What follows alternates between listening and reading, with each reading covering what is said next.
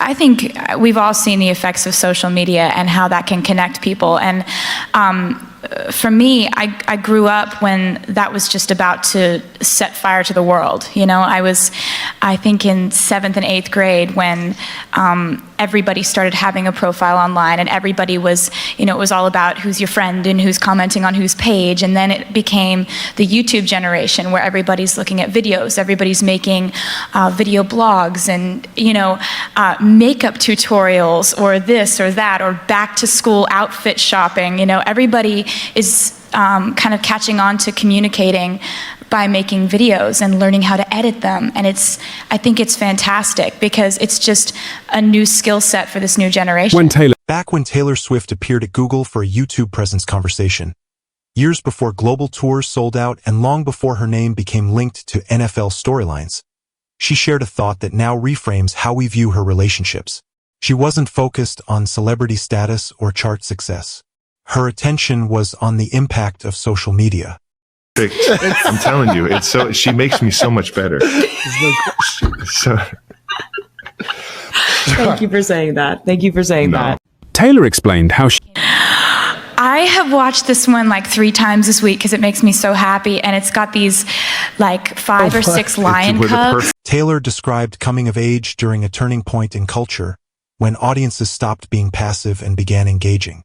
Online pages evolved into shared spaces, content became dialogue, and musicians were no longer distant figures behind a curtain. Very rabid fans of Swifties, right? I believe is how they call themselves. I know, I think it's so cute. They came up with that. They're very serious, by the way. They don't mess around.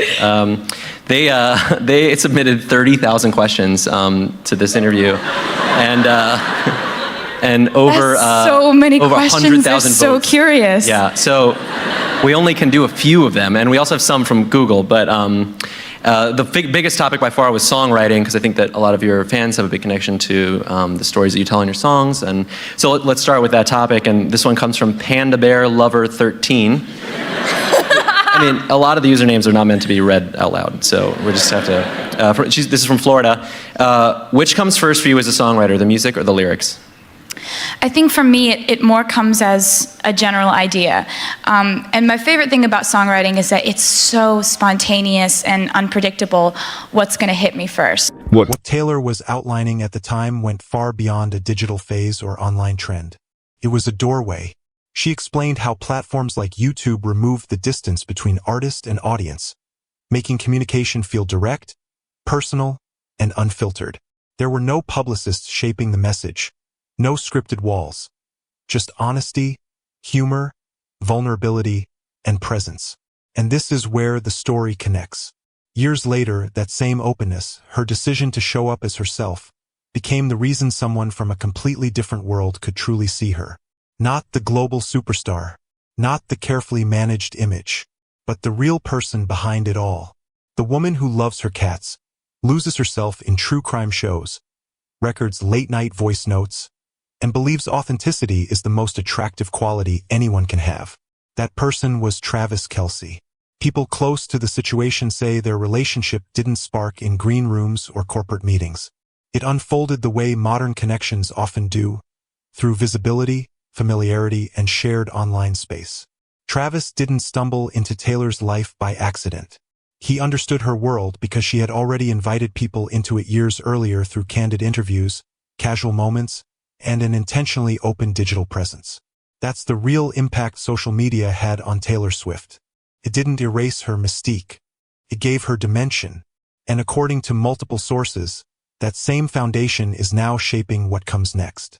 Plans for marriage are reportedly moving forward calmly and deliberately. Nothing rushed. Nothing chaotic. Just thoughtful steps being taken privately, from coordinating schedules to aligning long-term priorities out of the public eye. No grand announcements. No performative moments. When you revisit that old interview now, it feels almost prophetic. Taylor once said that social platforms taught people how to communicate honestly as technology evolved. And years later, that exact ability may have led her to what fame never guaranteed. Genuine love, meaningful connection, and a future that feels steady instead of staged. So when the question comes up, how did Taylor Swift and Travis Kelce really end up together? The answer may have been visible all along, hiding in the very openness that defined her journey. Understanding metaphor and just kind of loving that, how you could take something you're going through and speak about it in a different way that applies how you're feeling to something completely different but connects it. So I think for me it starts as an idea and a feeling and an emotion. Yeah. We had a lot of questions about the process from budding songwriters who submitted questions that are big fans of yours from Buffalo and a bunch of different places. And I mean, we were wondering, is there one favorite part of the songwriting process that you have? I mean, is it when you get that idea, or when you're sitting on the floor in the bedroom, or Yes. is it when you're in the studio? There are several moments in a song. And I won't finish a song if I don't have these moments where you go, ooh, ooh, ooh, ooh, ooh, like after you read a line. And it's always that same feeling of like, oh, that's exactly what I meant. If you're in a co-writing session, I'm always the one who will be sitting there for a second, and then I'll say a line, and if it's that moment where you're just like, that's the one, that's the line. I have to have about 4 or 5 of those lines in a song for me to put it on a record. Yeah. Like lines where I'm just like, yes. So that's my favorite part, is then when the song goes into its phase of being recorded and then being put on an album, and when you're playing it for people for the first time, when it comes across those lines that you really feel are like, I don't know, like zingers, or like say it really well. Yeah. I love watching people's reactions if it comes across, like if they get those lines. I'm like, yes, knew it. Well, we'll get back to the co-writing thing in a second, because there were some questions about that as well. But and here's another question. This is from Music Maniac in Los Angeles. You've said you're already writing for the next record. Can you tell us anything about it? Well, yeah. For me, I never really switch the writing switch off. It's always on, because I kind of have always felt like to make an album that I am proud enough of to give to my fans and say, here, allow this into your life, it has to be 2 to 2.5 years of writing. And that way you have your best stuff, because I'm so tough on myself. I drive myself insane writing records and albums, because it's like I'll write 40 to 50 songs and then 13 or 14 make it. That's a lot of paring it down and making sure you're getting to the best stuff. Yeah. So for me, it takes a while, and I've been writing ever since I stopped writing the last album. And there's been a lot that's happened, and I never really talk about my personal life, but I write about it. Yeah. So that's basically what the album is about, as always. Yeah. The unreleased thing was something that came up a lot, and one of the top voted questions was about, would you ever make a CD of your unreleased songs? This is from Tay Swift Fearless in Missouri. But I mean, what happens to those songs that don't make it to the album? And would you ever release some of the songs you wrote, especially when you were younger, like 14, 15? Well, I'm obsessed with the latest song that I've written. I'm very guilty of that, because my favorite thing is always the newest thing that I've written. But lately I've become a little more self-aware, because I had this song that I wrote when I was 16, and it's called Sparks Fly. And I played it in a few shows, these little bar shows, when I was playing to crowds of 40 and 50 people, and being psyched about that many people showing up. And I played it a few times, and it got on the internet, and when I was putting together the Speak Now album, the fans just kept saying over and over again, Sparks Fly, we want this to be on the record. And so I went back and I revisited it, and I kind of rewrote some things and updated it. And when we put it out as a single, it's been one of the fastest rising songs we've had on the record. So it's kind of taught me a lesson about the old stuff, maybe possibly being good enough to put on new projects. Yeah, I'm sure there's a lot of people that would love to hear some of that stuff. Let's move on to some of the released songs. This is a question from Cookie13 Cupcake. This is in the United Kingdom. This is going to be a long one. All right, so out of all your released songs, which song took the longest to write? I think that the song Sparks Fly, the fact that it technically was started when I was 16 and ended up on an album in sort of a different form in 2010, that took a while for it to turn into what it was going to be.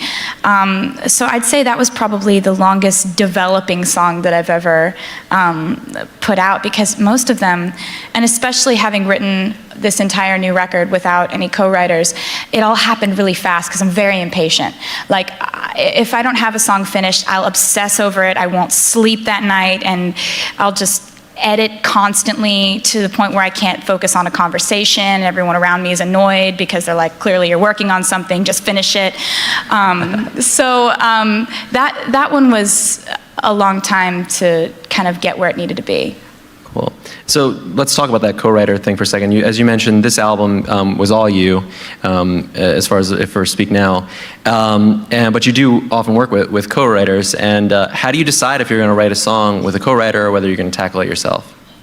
Well, there are a bunch of different circumstances that could bring about a co-write. If I'm writing for somebody else's project, that's always exciting for me. Like, I love to put myself in somebody else's shoes and think about their style of music, incorporating their storyline, what they're feeling. It's really fun for me to do that. So I love, writing for other people. And then, if I'm working on an idea, but there's like a stopping point where I can't really figure out like where this chorus is going, or if my hunch is right about the hook, or things like that. If there's a definite stopping point, I'll bring it to a writer that I trust or a writer that I admire, and just ask them what they think. A lot of times, co-writing, I write really well with people who don't even play instruments or sing, because a lot of times my best co-writers are just really great at giving advice. Like, do you think this chorus is too long? Yes. Like, thank you. Yeah. Is there anybody you're working with right now that you could talk about? Yes. For me, since I write so much and I don't know what's going to end up on the record, it's I never want to say, well, wrote with this person, and because then what if it doesn't make it on the record? But of course. And then writing for some other people's projects, in which case I feel weird talking about it because it's like their project, so I want to. So yes, but okay. Yeah.